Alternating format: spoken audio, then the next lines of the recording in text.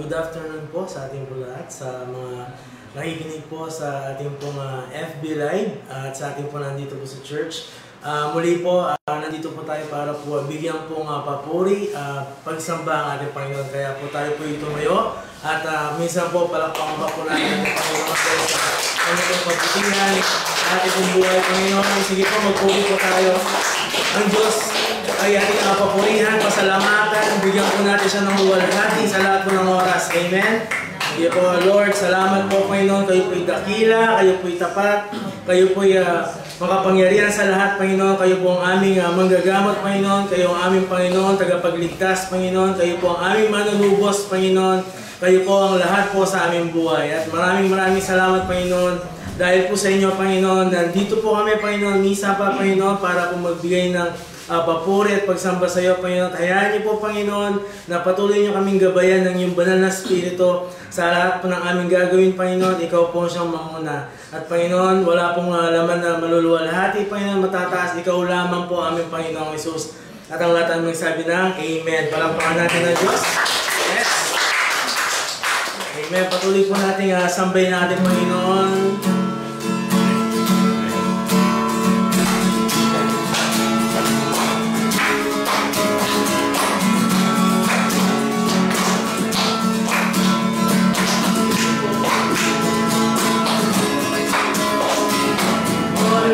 Turn into wine.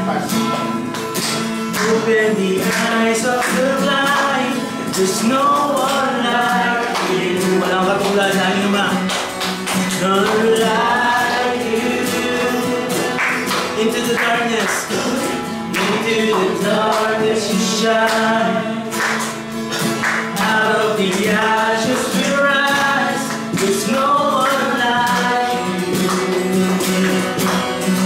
None like you.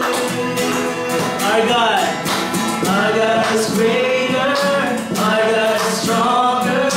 God, you are higher than any other. Our God is healer, awesome in power. Our God, let's say, our God is greater, our God is stronger. God, you are higher than any other. Our God is healer, awesome in power. Our God, into the darkness, into the darkness you shine. Out of the ashes we rise. There's no one like you. wala akong pamatulad aming Panginoon. None like you. Let's say, our God is greater, our God is stronger. God, you are higher than any other. Our God is healer, awesome in power. Our God,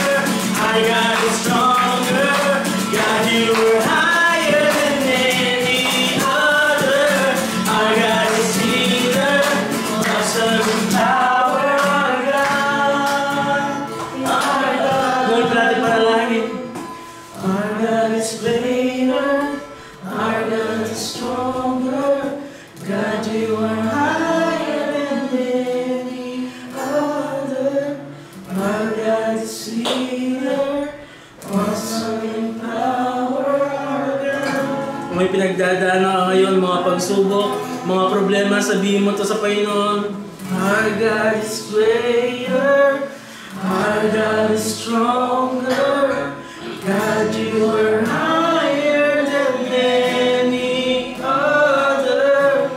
Our God is healer, awesome in power. Our God, our God. For the last time, let's say, our God is greater, our God is stronger, God, you are higher than any other. Our God is healer, awesome in power. Our God, our God.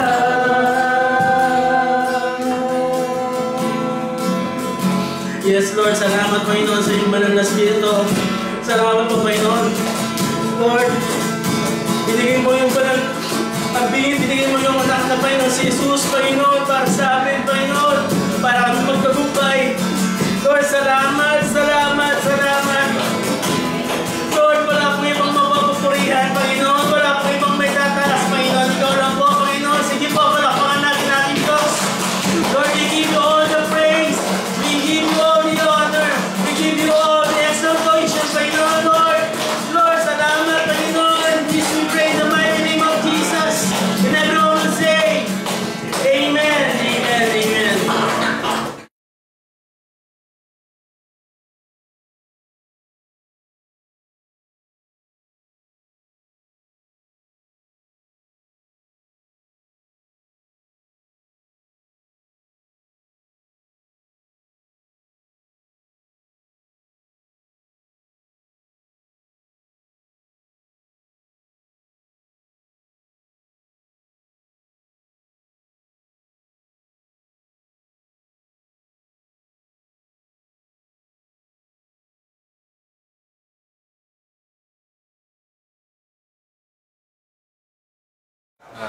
Bago po tayo mag-usa sa pakikinig ng salita ng Panginoon, tayo po ay manalangin. Aming Diyos, pagpuri ka namin sa gabing ito at pinasasalamatan. Muli kami ay narito upang mapurihan ka at mapasalamatan ka sa mga nakaraang araw na inyong pagtugon sa aming mga pangailangan at magpapagitna sa aming Panginoon. Lord, nadalangin namin na sa umagang ito. Sa gabing ito, kayo ang magbigay ng kaliwanagan sa aming puso at isipan. Matanggap po namin ang inyong mensahe, Panginoon. Umuusap ka, Panginoon, sa pamagitan ng iyong Banal Espiritu as we hear your word. In Jesus' name we pray. Amen. So, sa gabi pong ito, we are on Psalm 39. Kaya po nasabi ko, ang Psalm po is a songbook of the nation Israel. At it is also a prayer book. So, magkasama yung awit at panalangin. R.C. Sproul po once said na we should be careful about the words of the music we sing and ensure that those words communicate truth. So, tayo daw po ay maging maingat sa mga salita ng ating mga aawitan at kailangan masigurado natin na ang mga salitang ito ay naghahayag ng katotohanan. In terms of worship songs, no? So, bakit ko po ito nasabi? Sapagkat in Psalm 39, the superscription here, ang sabi po dito, basahin ko sa Tagalog, Kathani David, upang awitin ng punong mga awit na si Jeduthun. Sino po si Jeduthun? Isa po siya sa mga choir master na pinagkatiwala ni David when he assigned people or group of people who would be leading the music or worship in the temple. So, ito po ay awitin na isinulat ni David. And alam naman po natin na in all of the songs na sinulat ni David in the Psalms, sapagkat hindi naman po siya ang lahat, no? Ito po ay base sa kanyang mga karanasan, sa kanyang mga hinaing, sa kanyang mga pag-asa, at higit sa lahat sa kanyang pagkakakilala at pananampalataya sa Diyos ng Israel. So, ang kinagandahan din po ng style ni David is hindi po siya basta gumagawa ng estilo dahil magandang pakinggan, or dahil meron siyang katulad ng mga musicians ngayon sa mundo na gusto nilang maglabas ng kanilang saloobin, ng kanilang emosyon or nararamdaman. But here, David, when he writes songs or when he wrote songs, ito po ay ayon sa kanyang nararanasan, sa kanyang nararamdaman at pananampalataya sa kanyang pagkakakilala sa Diyos. Kaya napakaganda po na inaawit din natin yung mga salmo at pinapanalangin dahil may kasiguraduhan tayo na ito ay maghahayag sa atin kung sino ang Diyos. Kung paano pong nakilala ni David ang Diyos ng Israel, hindi po siya iba pagdating sa panahon natin. Hindi natin pwedeng sabihin, kasi Israelite yan, kasi nasa Old Testament yan. Ibang Diyos na yung nasa New Testament. Hindi po. Pareho ang Diyos ni David sa Old Testament, ang Diyos ng Israel, at ang Diyos ng New Testament sa panahon natin. So dito po in the Psalm 39, kaya po nang sabi ko last week, ang Psalm 38, 39, and 40 at 41, ito po ay mga panalangin patungkol sa mga kasalanan ni David. So this is the second, Psalm 39. Last week po, it was about the physical effects of sin. Ano yung mga nararamdaman ni David nung siya'y nagkasala? Ito naman po ay perspectival effects of sin. Or ano yung mga pagbabago sa pananaw natin because of sin? Di po ba sa isang tao sa buhay natin, habang tayo ay tumatanda, nagbabago ang pananaw natin sa buhay? Nagbabago yung mga priorities natin. Kung ang isang kabataan, ang goal niya ay makapagtapos o kaya ay mag-boyfriend, girlfriend, no? Habang tumatanda siya, nare-realize niya na yung mga priorities niyo nagbabago. Hindi lamang yung pag-aaral, hindi lamang yung relationship, but also, paano na kaya ako? Pag tumanda ako, gusto ko ba may kasama ako sa buhay? Or kaya ko naman mag-isa? No? At kapag nag-asawa ka na rin, nagbabago na yung prioridad mo. Kapag may pamilya ka na, meron ka ng steady vision sa buhay mo. Alam mo na yun na yung priority mo. At yung mga pangarap mo sa sarili mo nung binata ka pa, na itatabi yun because you have a different goal now. And all the more when we become Christians, malaki po ang pagbabago ng ating pananaw sa buhay. Hindi na katulad ng mga kung paano ang isang tao na hindi mananampalataya, pwede naman niya maging priority ang pamilya. Pwede niya maging priority ang pagtatrabaho. Pwede niya maging priority ang pagtulong o kung ano pa man. Pero ang isang Kristiyano po, ang kanyang priority ay magbigay ng kaluwalhatian sa Panginoon. So, kahit magkakaiba tayo ng role sa buhay, our goal is the same, to glorify God. Now, when we become Christians, we also have different perspective because of how we view sin. Kung paano natin tinitignan ang kasalanan. Nung tayo po ay hindi mananampalataya, no? Ang kasalanan ay kaya nating isang tabi. Kaya nating i-ignore. Kaya nating bigyan ng lusot. Kaya nating ipaliwanag, i-justify. Na sinasabi natin, okay lang yan. No? At babawi naman ako sa susunod. Pero pag tayo po ay isa ng mananampalataya, nagbabago. Nagbago rin ang ating pananaw patungkol sa kasalanan.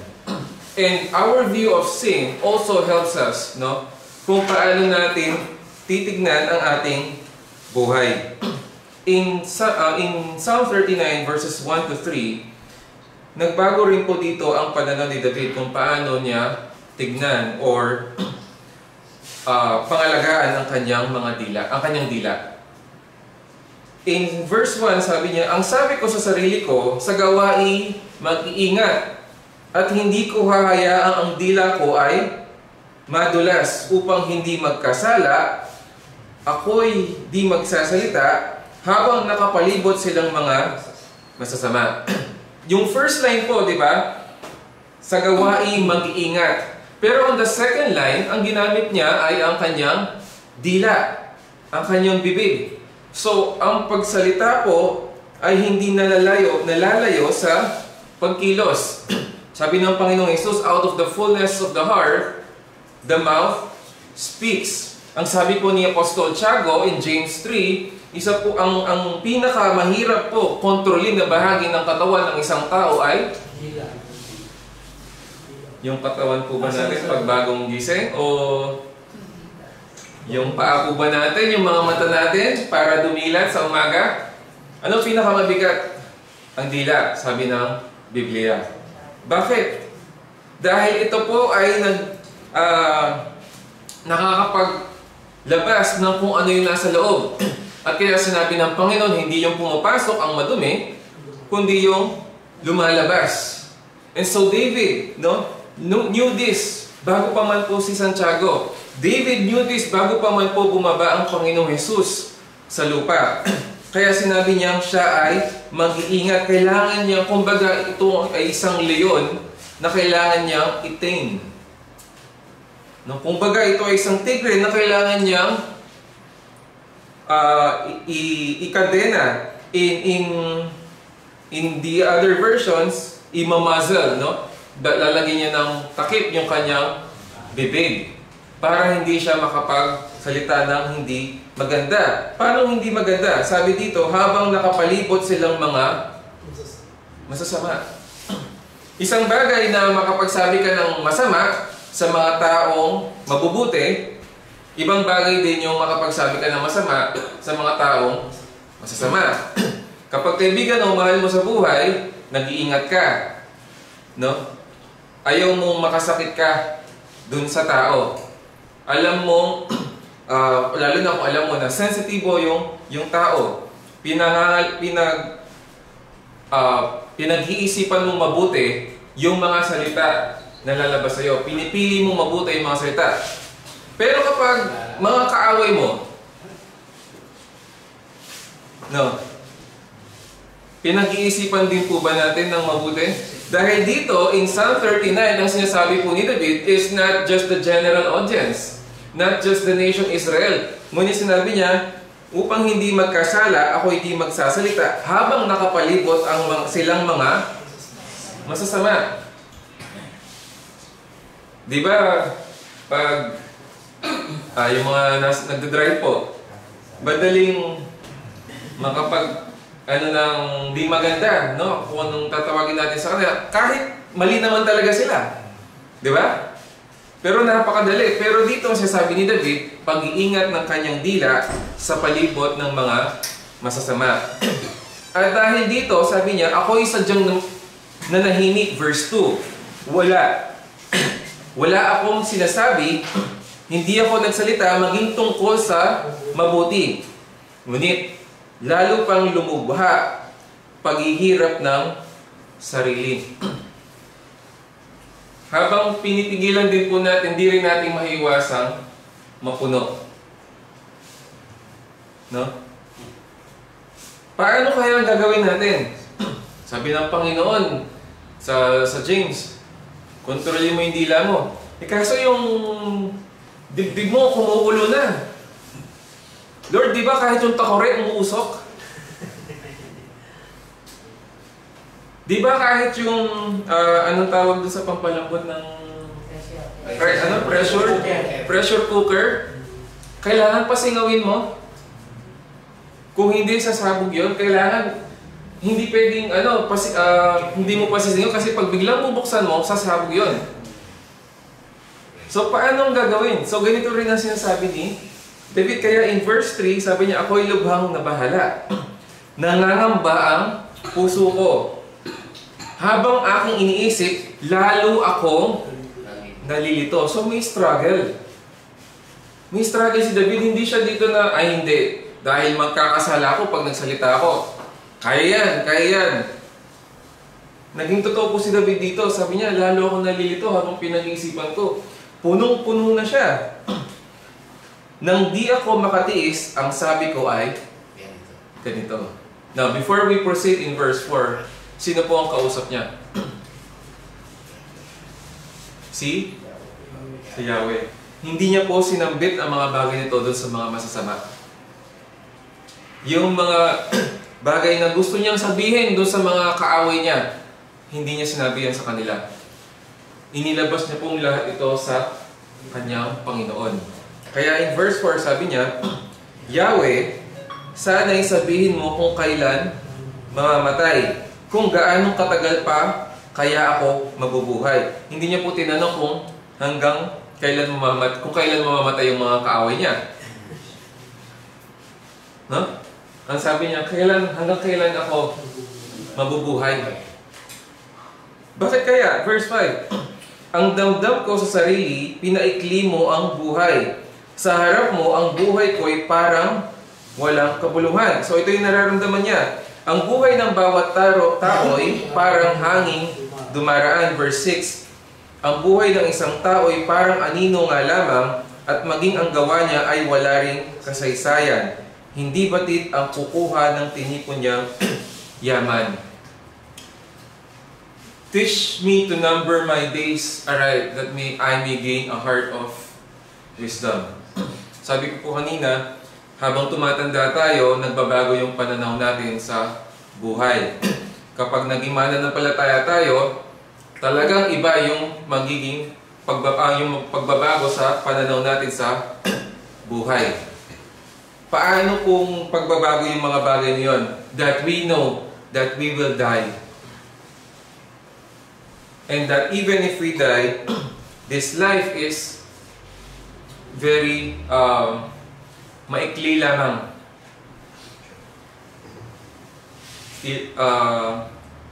Ilang taon na ba ako?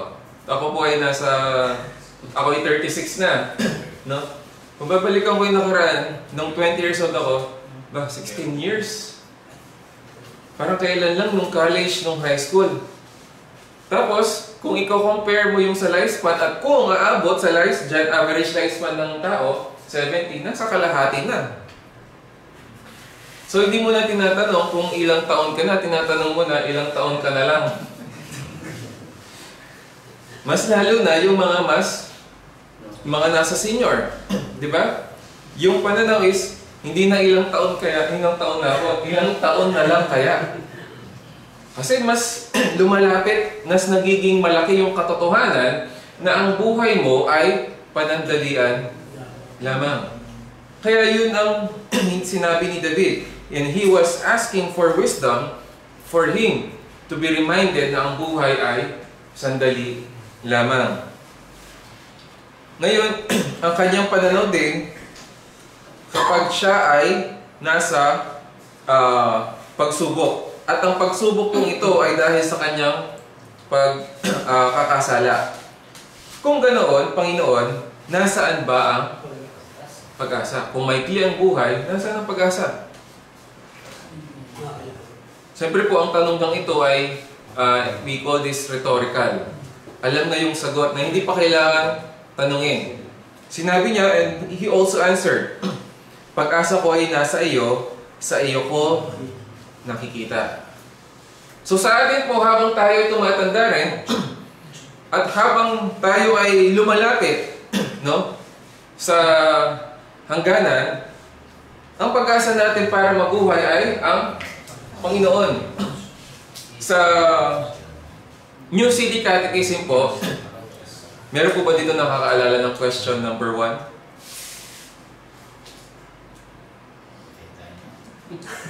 Okay lang po kasi hindi natin ito madalas pinag-aaralan talaga, di ba? Pero ito po ang pinakauna nilang nilagay na tanong. What is our hope in life and death?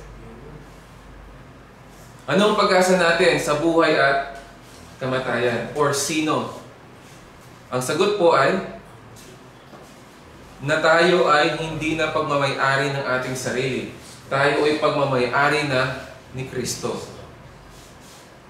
Paano naging pag-asa na pagmamay-ari tayo ni Kristo?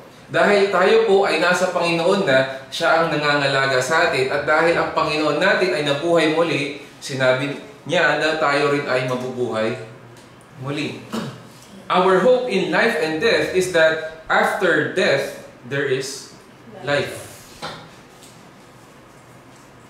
In verse 8, kaya ngayon iligtas mo, linisin sa aking kasalanan. Ang hangal ay huwag bayaan na ako'y pagtawanan. Doon po tayo sa first line. Kaya ngayon, sabi niya, di ba? Anong ibig sabihin ng kaya? From verse 7, dahil ikaw ang aking pag-asa, linisin mo ako sa aking mga kasalanan. Hindi po tayo katulad ng mundo na kahit alam nilang sila'y mamamatay, hindi nila pwedeng i-deny yun. Pwede nilang sabihin, hindi ako naniniwala sa heaven and hell.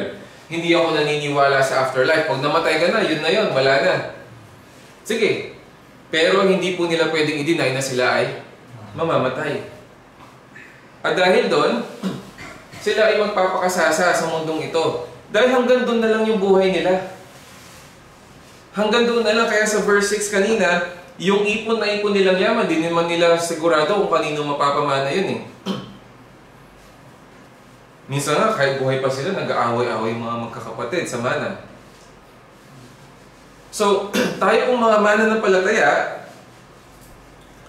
alam natin na tayo ay mamamatay, at alam natin na may susunod na buhay, may karugtong ang buhay. Ano po ang goal natin? Tayo ay patuloy na linisin ng Panginoon. Dahil alam natin na yung biyayang natanggap natin sa temporary life natin sa mundong ito, hindi po natin deserve. And it was all because of God's grace. And the same thing as we will experience the continuation of life after earth, it is also by God's grace. And because of that, no, ang Kristiyano po ay magkakaroon ng pananaw na ang gusto niya ay magbigay ng kaluwalhatian sa Panginoon at siya ay patuloy na linisin ng Panginoon. Kaya po may mga, di ba may narinig nyo na, once saved, always saved. Somehow that's true, but that's dangerous kung ganun lang siya. Kailangan i-explain ng mabuti. Dahil may mga tao na sinabing, nagsabi na ako ng sinner's prayer, pumunta ako sa altar, no? Etc. Ligtas na ako. Pwede na ako magpatuloy sa kung ano yung gusto ko. Pero ang totoong Kristiyano, naligtas siya at dahil nabago ang kanyang puso, mahirap para sa kanya na magpatuloy sa kasalanan. Yun po yung totoong nabago. Yung mga nagsabing Kristiyano na pero walang pagbabago, yun yung kaduda-duda. Yung panatag pa rin, parang walang nagbago. So tayo po, ang katulad ng sinabi ni David, kaya ngayon iligtas mo, linisi sa aking kasalanan. Ang hangal ay huwag bayaan na ako'y pagtawanan. Hindi po dahil gusto ni David na malinis ang kanyang pangalan, kundi dahil gusto niya maipakita na ang mga anak ng Diyos ay kanyang pinapangalagaan. Na even the church now, in our times, sinabi ng Panginoong Hesus, no? The gates of hell will not prevail. Ang plano, ang mga masasamang balak ng dyablo ng kaaway ay hindi po magtatagumpay laban sa mga anak ng Diyos. Verse 9, tunay akong tatahimik, wala akong sasabihin. Bakit? Kanina dahil magkakasala siya. Ngayon, pagkat lahat ng dinanas, pawang dulot mo sa akin. Yung nararanasan po ni David, sino daw po nagdulot? Ang Diyos. Ano pong nararanasan niya dito? In Psalm 38, siya po ay tinutuyan ng kanyang mga kaaway. Naalala niyo po, nag-aabang ang kanyang mga kaaway. Here, he was also struggling. Paano ang Diyos ang nagdulot nun? Dahil po ito ay isa sa mga consequences ng kanyang kasalanan. Paano? Verse 10, huwag mo akong parusahan, parusa mo ay itigil. Kaya, di po ba, pag tayo, alam natin kasalanan natin, titikom na lang yung bibig natin eh. Mas nakakainis, di ba, yung tao alam mo nang mali, tas mga katwiran pa. Alam mo nang siya yung may pakana, no? Pero, siya pa yung matapang. Siya pa yung malakas ang loob. Sa Kristiyano po, kung alam mo nang mali ka, hindi mo na pagtatanggol yung sarili mo. At tatanggapin mo yung consequence nun. Dahil hindi mo kaya i-justify. Dahil alam mo na mali. At ganun din po yung sasabi dito ni David. Ngunit sabi niya, syempre, he was still praying, huwag mo akong parusa mo ay itigil. Sa hampas na tinatanggap, ang buhay ko'y makikitil. Kaya niya po sinasabi kasi matindi po yung parusang nararanasan niya, yung pagdidisiplina ng Panginoon, to the point na sa kanyang pakiramdam siya ay mamamatay na. Ganun po kabigat ang disiplina ng Panginoon. Hindi po natin alam, again, exactly kung ano yung ginawa ni David dito. Verse 11, kung ang tao ay magkasala, ang parusa mo ay galit.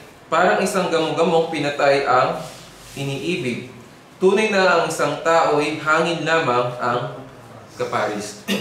Pinapakita po dito ni David sa kanyang panalangin na siya ay mahina din.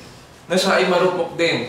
Yes, Lord, kasalanan ko. Yes, Lord, ito yung consequences ng pag-disobey ko. Hindi ko i-justify. Hindi ako mangangatwiran. Pero Lord, baka pwedeng tama na. Pero Lord, hindi ko na kaya. So, pwede po yun. Pwede natin ipanalangin yan sa Panginoon in the same way that how David prayed. Bakit po? Hindi naman po talaga natin kayang tanggapin ng buo ang parusa. Even the discipline of God. Kung ibibigay niya po yung karampatang parusa doon sa pag-disobey natin, kahit mananampalataya na po tayo, hindi po natin kakayanin. Hindi natin kayang sabihin, Lord, sige, nagkasala ako, diyo. Tatanggapin ko ng buo hanggang matapos. Hanggang masuklian, no? Hanggang mabayaran ko. Wala pong may kaya nun. Walang may kaya. Kahit yung pagdidisiplina. Hindi po tinutukoy dito yung kasalanan ng isang tao, but here, discipline out of disobedience. Mananampalataya na po pinag-uusapan dito. Kaya pwede po natin ipanalangin sa Panginoon, Lord, di ko na kaya. Sorry na. Sorry na. Nagsisisi na ako. Na-realize ko na. Di ba nung namatay yung anak ni David kay Bathsheba? Nag-ayuno siya, nagkulong siya sa kwarto niya. At, pwede pong paki-mute na.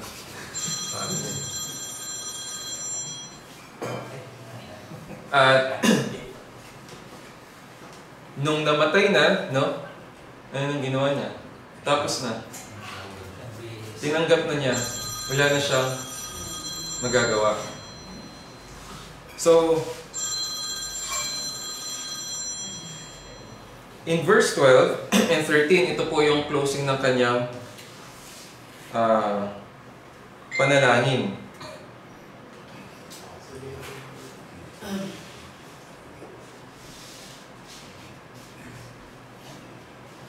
Pakinggan mo ako, Yahweh, dinggin ang aking hibik.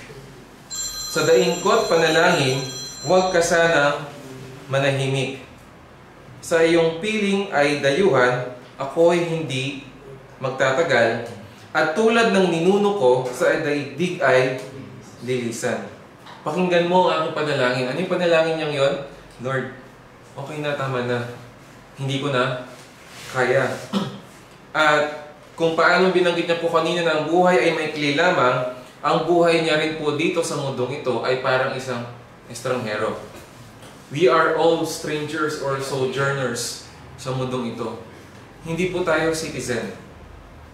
Yes, legally, Filipino citizen, senior citizen, or maaaring sa ibang bansa, citizen ka rin. Or pwede ka rin maging citizen sa ibang bansa. Pero temporary lang po yun. Tayo pong mga mananampalataya ay mga heaven citizens. At ano pong importansya no na maintindihan at malaman natin na tayo ay heaven citizens? hindi po tayo taga rito, panandalian lamang. Yung mga nasa abroad po, lalo na po sa Middle East, wala po silang chance na maging citizen doon. Diba? Mostly sa Middle East. Kahit gano'ng kakatagal doon, uuwi ka or lilipat ka ng ibang bansa. Ganon din po sa atin. Kahit gaano tayo katagal sa mundong ito, pupunta po tayo kung saan tayo citizen.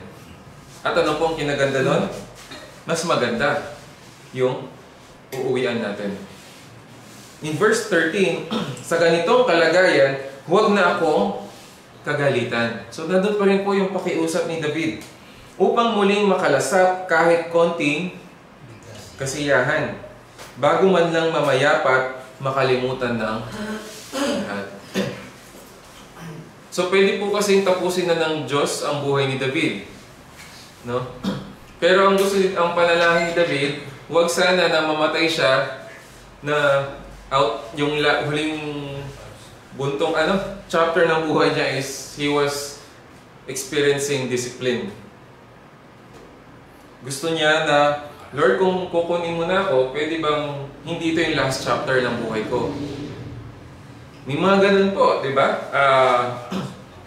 Nalalang po si Pastor Dan nung na-accident siya sa motor, ang nasa isip niya raw po noon ay may siya natawag sa Diyos. Kung kinuha na po siya ng Panginoon that time, and he attested na kaya nangyari sa kanya yan kasi dinidisiplina siya ng Panginoon, hindi po ganun ang panalangin, ang hiling ni David. Sabi niya, Lord, pwede bang hanggang dito na lang tong chapter na to, and then the next chapter is masagana or bumalik dun sa dating kaligayahan ng buwan niya. So tayo din po kasi ay dadaan sa mga pagdidisiplina. Lahat po tayo, sigurado ako, dahil wala pong perfect. Kung perfect, mauna na po kayo. Hindi na kayo kailangan nandito. Perfect na kayo. Wala na. Ang Panginoong Isus po, yung umakyat na, perfect na siya. Perfect naman sa talaga. Na kung may sumunod sa kanyang perfection, wala ka nang kailangan gawin dito. Marurumihan ka lang. Kaya sigurado tayo na madidisiplina. Bakit? Hindi po tayo perfect. At one point, tayo po ay magdi-disobey. By God's grace, He will discipline us para ibalik na po tayo sa tamang landas. And our prayer is that hindi po sana doon din matapos. Lord, sana hindi yun yung last chapter. So, in Psalm 39, ito po yung epekto ng kasalanan in terms of our perspective in life. Ang dila po natin ay kailangan nating pangalagaan, bantayan, hindi lamang po sa paligid ng mga mabubuti, mga kaibigan, kundi lalo na sa mga masasama. Ang epekto din po ng kasalanan, maintindihan natin na ang buhay natin ay panandalian lamang. At tayo rin po, dahil sa kasalanan, pag disobey, tayo makakaranas ng mga pagsubok. And because of sin, we would also pray in tears and ask God na pakinggan niya tayo. Patawarin niya tayo, tapusin na niya yung pagdidisiplina, at ibalik tayo sa dating kaligayahan. No? Sa gabi pong ito, tayo po ay mananalangin na maintindihan din natin na tayo po ay lalapit sa Panginoon bilang makasalanan. At lumalapit po tayo sa isang Panginoon na mapagpatawad.